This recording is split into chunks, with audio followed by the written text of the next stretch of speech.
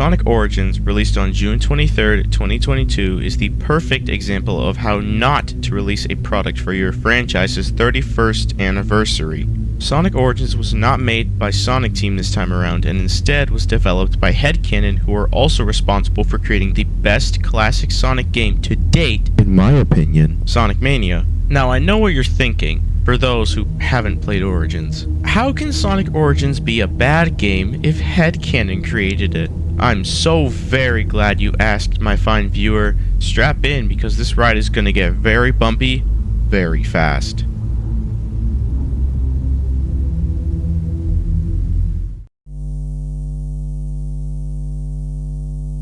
Sonic Origins teaser trailer was released on May 27th as a part of the 30th anniversary Sonic Central in 2021. The trailer was very vague in what was shown, leaving a lot for debate on what the collection would possibly contain on release. One thing to note, however, was the aspect ratio of Sonic 3 and Knuckles being in 4:3 instead of the usual 16:9 like the other games shown off. This turned out to be a major foreshadowing for Origins' quality when it did eventually release more than a year later. When the game was given a proper trailer on April 22nd, 2022, the games looked amazing to say the least. The trailer had very well animated cutscenes that reminded me of Mania's cutscenes. However, there were some odd discoveries made in this trailer that would crumble the reliability of Sega as a whole when it came to giving players what they want.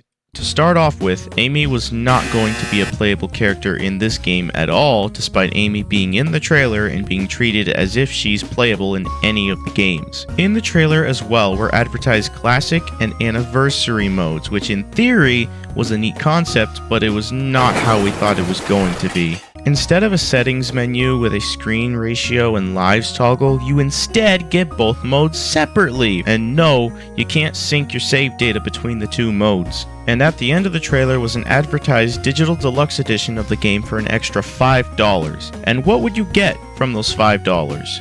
All you'd get is bonus hard missions in the mission mode, additional music tracks, letterbox backgrounds, character animations, and an island camera. Every single one of these features should have been in the game, and I still don't understand why Sega is charging people for basic customization. These aren't even the biggest faults of this game. No, we're just getting started. Sonic 1, 2, and CD are completely unchanged from their mobile counterparts. For those who don't know, Sega got Christian Whitehead to remake Sonic 1, 2, and CD from the ground up in his retro engine, and these remasters were amazing.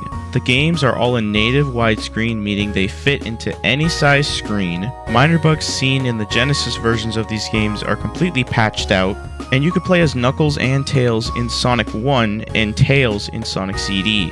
You can also enter the stage select and from there play as Super Sonic in Sonic 1.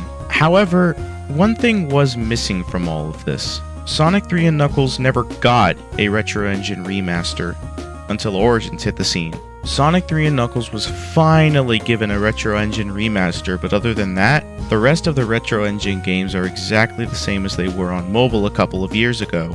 No changes whatsoever, except for the drop dash from Sonic Mania. The funny thing is, the drop dash is busted in 2 of the 4 games, specifically Sonic 1 and 2. When you used it and jumped in the air right after, you wouldn't be able to change your direction mid-air. This isn't even a problem in Sonic 3 and Sonic CD, so why is it a problem in Sonic 1 and 2? To answer simply, on the day Sonic Origins came out, Stealth created a Twitter thread speaking on his behalf of how it was working for Sega. Stealth and his team were disappointed with the state Origins released in and didn't think it was finished for release. Stealth and his team had to crunch Sonic 3 and Knuckles for the release of Origins and wouldn't be given any time to make proper bug fixes and updates after release. Stealth had also spoken about in this thread that there were many other bugs in the Retro Engine versions of Sonic 1, 2, and CD that weren't there before. Sega were the ones who added the drop dash to Sonic 1, 2, and CD, but in doing so created more problems because of it. The extras in Sonic Origins are also very lacking in every way compared to a game like Mega Collection that had so many more extras compared to just videos, artwork, and music or sound effects.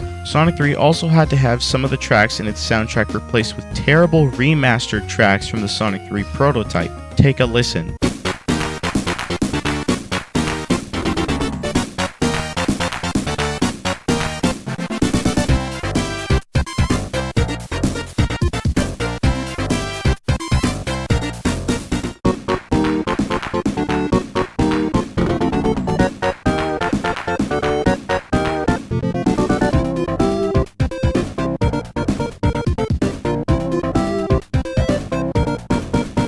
Sega also took down the original releases of these games everywhere, forcing you to buy Origins if you wanted to play these games if you haven't already bought them. And the final problem with Origins is Origins Plus. Sonic Origins Plus was to introduce things that were missing from Origins, such as Amy and Knuckles in Sonic CD. However, when Plus was released, it was once again garbage. Amy is just a worse Sonic and doesn't have anything going on with her that really incentivizes you to play as her.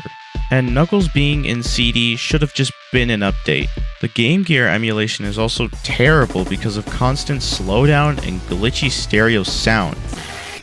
Why is it that Sonic Frontiers gets so many free updates with massive content additions, but with Sonic Origins we're left in the dirt with free content? The biggest kick in the balls for this game was the price tag. On release, Sonic Origins cost $55 and the digital deluxe version cost $60. However, when Sonic Origins Plus was released, the base game was reduced to $40 and Origins Plus was $55. You would think the people who bought the digital deluxe edition of this game would be compensated for and get the Plus DLC for free, right? No, we were never given anything for paying $60 for a game that is now $55 a whole year later. Sega never said anything on if the people who spent $60 goddamn dollars on 4 16-bit Sonic games were ever going to be compensated for with the price reduction. Sega should not be allowed to do this because this can be classified as a scam. We paid $60 for a game that got a price drop, and when we want to buy the Plus DLC separately, we are given a big middle finger from Sega and are told to pay $13 more for new DLC and the old DLC we already have. Sega doesn't care about you and will actually scam you out of buying a game for more and reducing the price later on in the game's life with no compensation for paying more. They actively show their lack of care for their poster boy and choose to make only as much money as possible from garbage products. If Sega just knew how to make good games in the first place, this trilogy wouldn't even exist at all, but it does. Sonic Origins is the worst anniversary title to ever exist in Sonic's lifetime. This game is littered with bugs, scummy business practices, and crunch time to meet a deadline for an anniversary. Sonic Origins Plus is the entire reason the Sega Downfall Trilogy exists at all, because I'm so tired of watching Sega get away with releasing half-baked games every time they release anything. I pre-ordered the digital deluxe version of Sonic Origins when it was first available to purchase. The game was very solid and I never thought twice about what was lying under the surface of this game. It was until a year later that I had enough of Sega releasing garbage and expecting such high amounts of money for it. The point of this entire trilogy was to make people aware of Sega's wrongdoings and to show that they have repeatedly done this to people and do not care to change. The more people buy Sega's games, the more Sega thinks it's okay to release these games.